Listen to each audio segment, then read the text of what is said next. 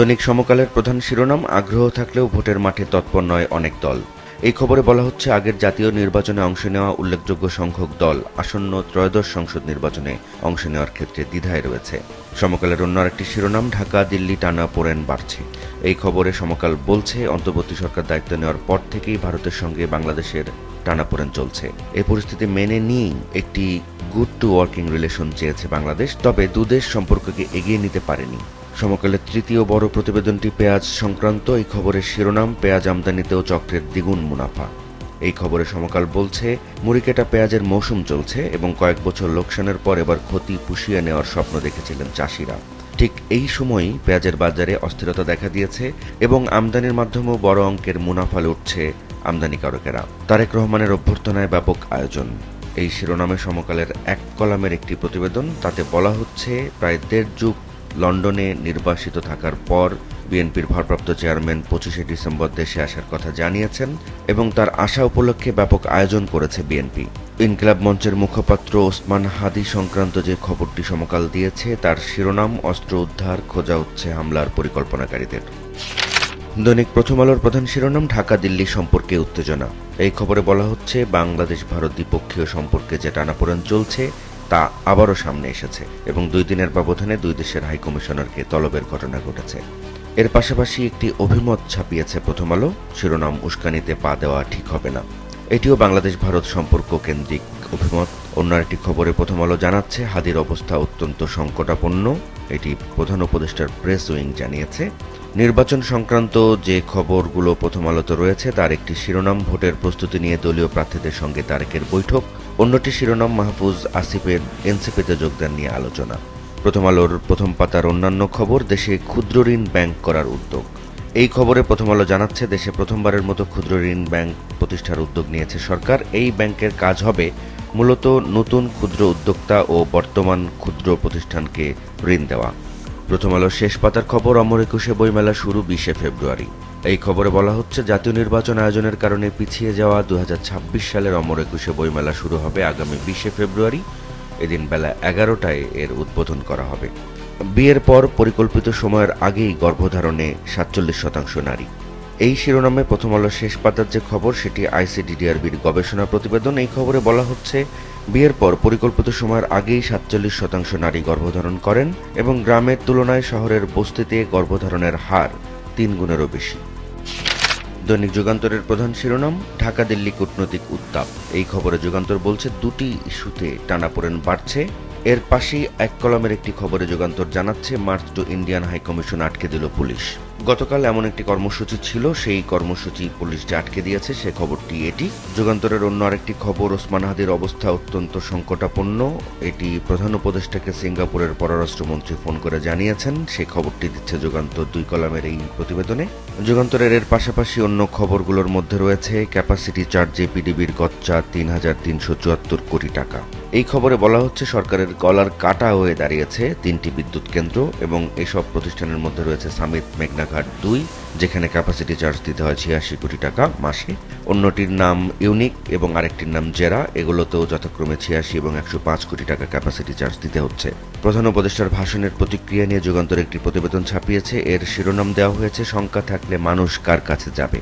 এই খবরে যুগান্তর বলছে, জাতীয় নির্বাচন নিয়ে দেশের সর্বোচ্চ জায়গা থেকে শঙ্কা প্রকাশ করা হলে জনমনে আতঙ্ক আরও বাড়বে বলে মনে করছে রাজনৈতিক দলগুলো। দৈনিক কালের কণ্ঠের প্রধান শিরোনাম, উৎসবের মাঠে নিরাপত্তা চ্যালেঞ্জ। এই খবরে বলা হচ্ছে, সংসদ নির্বাচনকে কেন্দ্র করে এরশাদুল্লাহ এবং ওসমান হাদির উপর হামলায় আতঙ্ক তৈরি হয়েছে। নারায়ণগঞ্জ থেকে সরে দাঁড়িয়েছেন একজন প্রার্থী এবং 20 জন প্রার্থী আগ্নেয়াস্ত্র চেয়েছেন। নির্বাচন সংক্রান্ত আরও একটি খবর কালের কণ্ঠে, সামনের সময় কিন্তু সুবিধার না, সবাইকে ঐক্যবদ্ধ থাকতে হবে। এটি তারেক রহমান গতকাল বলেছেন।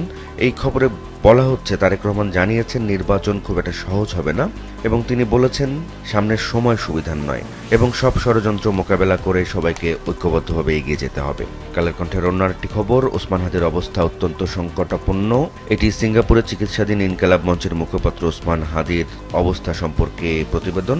পাশাপাশি আরেকটি খবরে কালের কণ্ঠ জানাচ্ছে, ঢাকায় ভারতীয় হাইকমিশন ঘেরাও কর্মসূচিতে বাধা। এটি পুলিশ বাধা দিয়েছে। হাইকমিশন ঘেরাও কর্মসূচি ছিল গতকালকে। দৈনিক আজকের পত্রিকার প্রধান শিরোনাম, ঢাকা দিল্লি সম্পর্কে ফের উত্তাপ। কূটনীতি নিয়ে এই প্রতিবেদনে আজকের পত্রিকা বলছে, ভারতীয় হাইকমিশনারকে তলব করার পর গতকাল বাংলাদেশের হাইকমিশনারকে পাল্টা তলব করেছে নয়াদিল্লি এবং গতকাল ঢাকায় ভারতীয় হাইকমিশন অভিমুখে মিছিল ছিল, সেই মিছিলটি আটকে দিয়েছে পুলিশ এবং গতকাল দুপুর 2টার পর ভারতের ভিসা কেন্দ্র বন্ধ ছিল।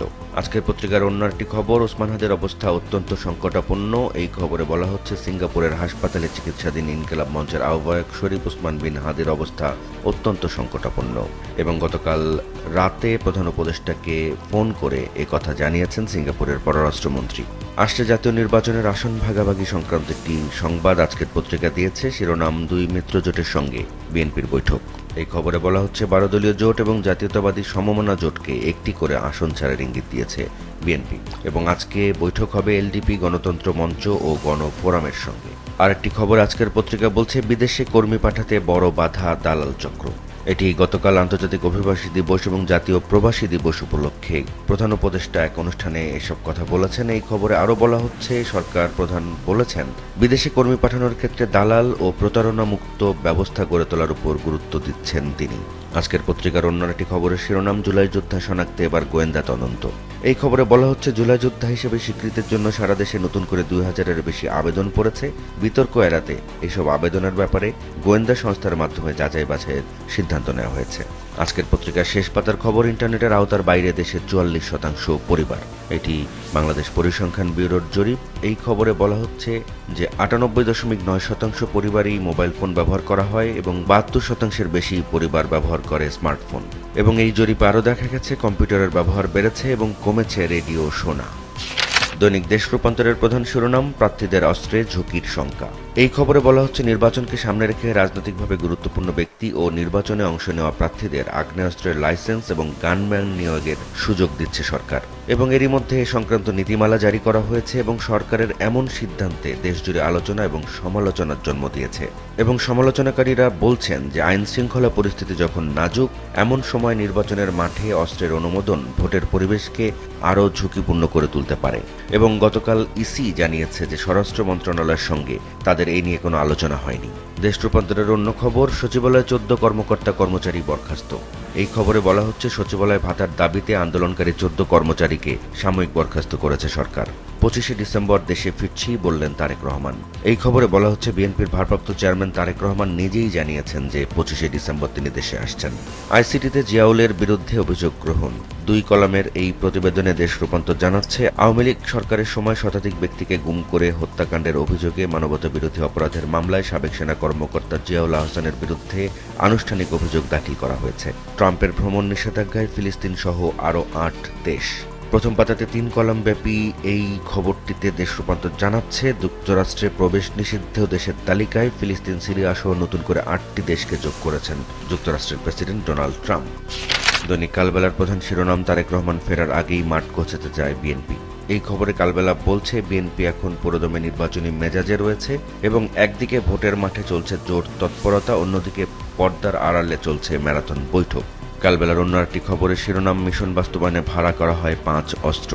এটি ইনকিলাব মঞ্চের মুখপাত্র ওসমান হাদিকে যে হত্যার চেষ্টা হয়েছে গুলি করে সে সংক্রান্ত প্রতিবেদন।